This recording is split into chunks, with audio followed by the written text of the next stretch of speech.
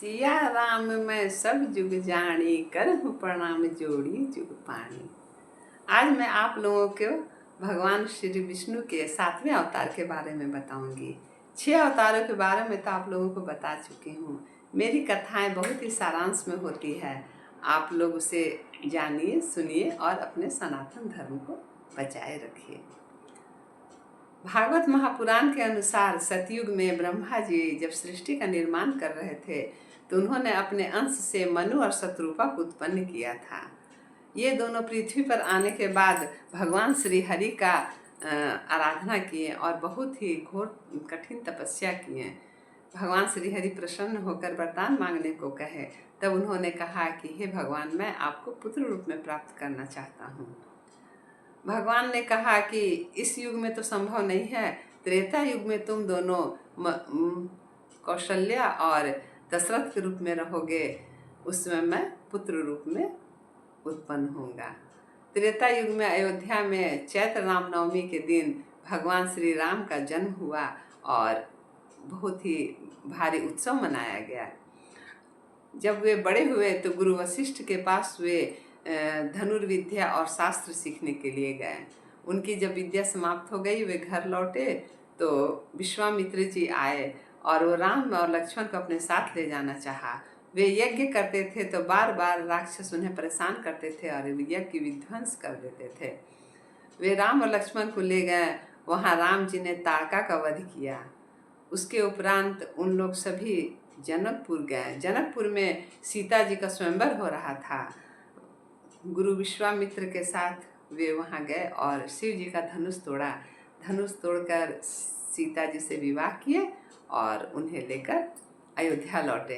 अयोध्या आने के बाद फिर दशरथ जी ने उनका राज्याभिषेक करना चाहा, लेकिन कैकेयी इसके लिए तैयार नहीं थी। उसने भरत के लिए राजगद्दी और राम जी के लिए वनवास मांगा। दशरथ उन्हें वरदान तो दे दिए, लेकिन राम जी के वन गमन के बाद दशरथ जी की मृत्यु हो जाती है। उधर राम जी चित्रकूट और पंचवटी में अपना वनवास बिताते हैं।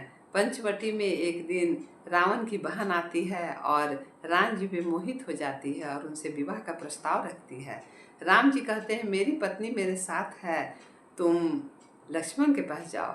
लक्ष्मण जी गुस्से में उनके नाक काट देते हैं। इस तरह शूर्पणखा रोती हुई अपनी भाई के पास जाती है।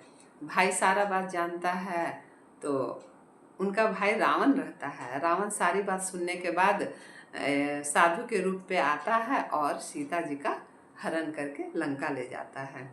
इधर रामचंद्र जी आते हैं सीता की खोज में।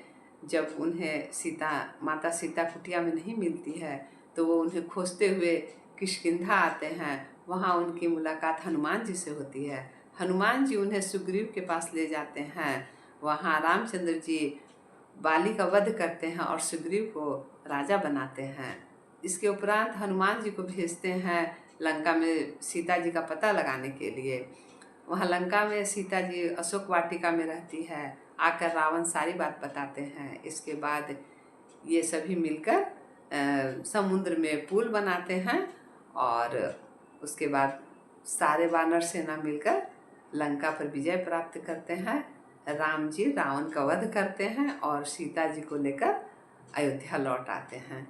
अयोध्या में पुनः उनका राज्याभिषेक होता है और राम राज्य करते हैं काफ़ी वर्षों तक। उनका उद्देश्य था राक्षसों का वध करना। वे चाहते तो रावण का वध कर सकते थे, लेकिन सारे राक्षसों का वध करके उन्होंने सबका उद्धार किया। इस तरह उनके अवतार के उद्देश्य पूरा हुआ। उनकी कथा समाप्त हुई।